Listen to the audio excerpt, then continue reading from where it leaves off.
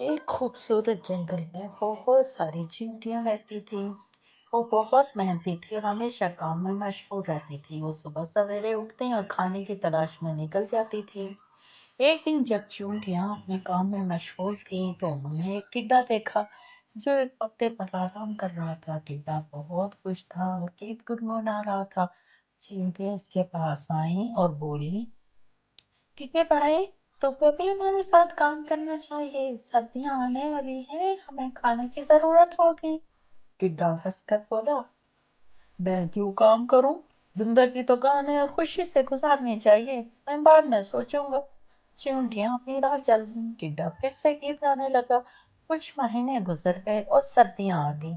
जंगल बर्फ से ढक गया और खाने की कमी हो गई। चींटियां अपने घर में थी और उन्हें बहुत सा खाना जमा कर रखा था, लेकिन टिड्डा बाहर भूख और सर्दी से कांप रहा था।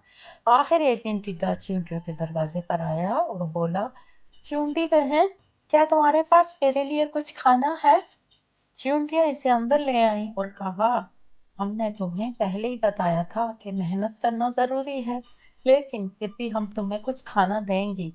आइंदा से तुम्हें सीखना चाहिए कि काम करना भी जिंदगी का हिस्सा है। टिट्टा बेचारा बहुत शर्मिंदा हुआ और चींटियों का शुक्रगुजार हुआ। उसने फैसला किया कि आइंदा वो भी मेहनत करेगा और तमाम मौसमों के लिए तैयारी करेगा।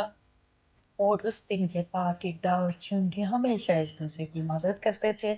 इस कहानी से प्यारे बच्चों, हमें ये सबक मिलता है कि मेहनत और तैयारी जिंदगी के हर मौसम में जरूरी है। अगर वीडियो पसंद आती है तो इसे लाइक करते हैं और चैनल को सब्सक्राइब